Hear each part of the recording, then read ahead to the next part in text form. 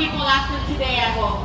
Because the world's largest agrochemical companies, Monsanto, Dow, Syngenta, Pioneer, DuPont, and BASF, use the Hawaiian Islands like their outdoor experimental laboratory for thousands of open-air genetically engineered field tests, which means tens of thousands of pounds of restricted-use pesticides are sprayed in paradise in our communities, near our schools, homes, and hospitals, 65% of days, up to 16 times a day.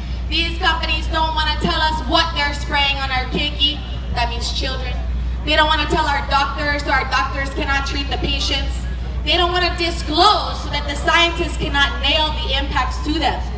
And I'm here to talk to you today about the history of these companies in Hawaii and how it relates to you in the efforts to label GMOs and the efforts to steer our future agriculture.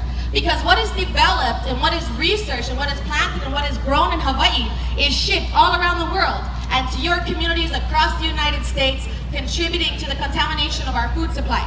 Now, whether or not you agree that GE foods are good or bad to eat, we can definitely agree that adding tons of poisons and herbicides and pesticides that are linked to neurological defects and birth defects and cancer and asthma and respiratory diseases is not good. It doesn't take a rocket scientist to understand that poisoning our food, our land, our air, and our water is a detriment to society. And what happens in Hawaii will eventually happen in your neighborhoods. We are not the only ones who are exposed to pesticides. A lot of folks in Indiana and Iowa and agricultural communities across California, across the United States, and across the world are exposed to the dangers of pesticides. So that ties directly into TPP because Trans-Pacific Partnership is about corporate control. And I'm here from GMO Ground Zero to make sure that you understand just how bad it can get, even in the United States, which is a complicated conversation since the United States has acknowledged that Hawaii illegally overthrew our queen.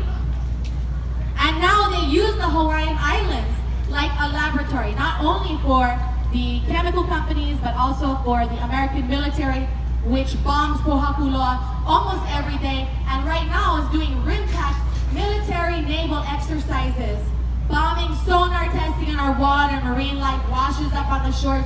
You're sitting at the dinner table, and your house just booms with a huge explosion. And that is life in paradise, a place we're supposed to treasure. A place that so many people would choose to go to on vacation if they had no budget constraints. And I can tell you about corporate control and corporate rule. Our senators, our representatives, our elected officials have taken over $500,000 from these agrochemical companies. Pretty cheap to poison the future of paradise. But that's just the tip of the iceberg. We have worked tremendously hard in Hawaii. You can check us out, Babes Against Biotech. We've been marching in the streets, we've been passing laws, we've done citizen initiatives, we've done a massive amount of education, and it's just the tip of the iceberg because our elected officials are still beholden to these corporations that fund them.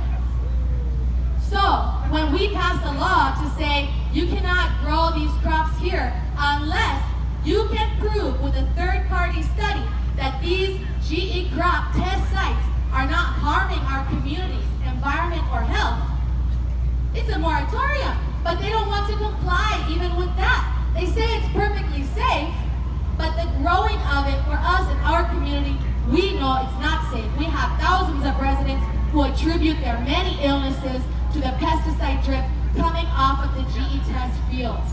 And we are being extremely limited in our ability to do anything about it.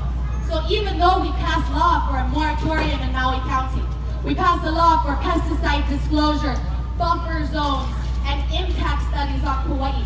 And we passed an outdoor GE ban for outdoor growing so that we do not contaminate all of the Big Island. Hawaii is the endangered species capital of the world. You're not even allowed to bring in your apples from Washington when you fly into Hawaii. But we allow Monsanto, Dow, Syngenta, Pioneer, DuPont, and BASF thousands of acres and millions of gallons of our water to effectively contaminate our environment and poison us. So you think, we did everything that we were supposed to do. We knocked on doors, we knocked 10,000 doors in 30 days. We called 22,000 voters to pass that moratorium. Guess who's suing 3 out of 4 Hawaii counties?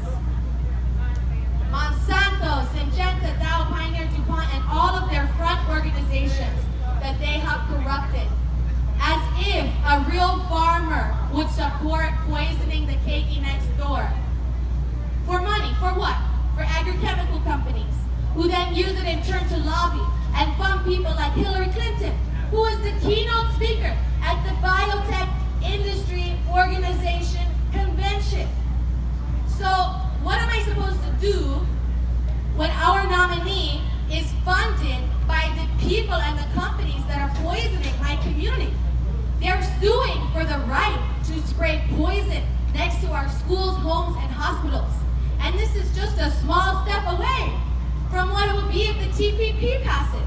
Monsanto is in the TPP. So this means we're essentially giving up quite a bit of our rights and our abilities to protect our environment, our health, our life, our property from these 600 corporations. Because if you pass any law that's going to affect their profits, whether or not their product poisons your community, then they'll be able to sue in a special court for lost profits. Talk about being owned. That's 12 countries that make up 40% of the world's global gross domestic product. We're talking about almost half of our international economy being tied up and controlled by 600 corporations. So I've come all the way from Hawaii to make sure that you do everything that you can to stop it, that we do everything that we can to stop it, because we already have a massive amount of corporate control over our land, our resources, and our public health in Hawaii. And it is a tragedy. It is a tragedy that the children are being hospitalized from pesticide drift while at school.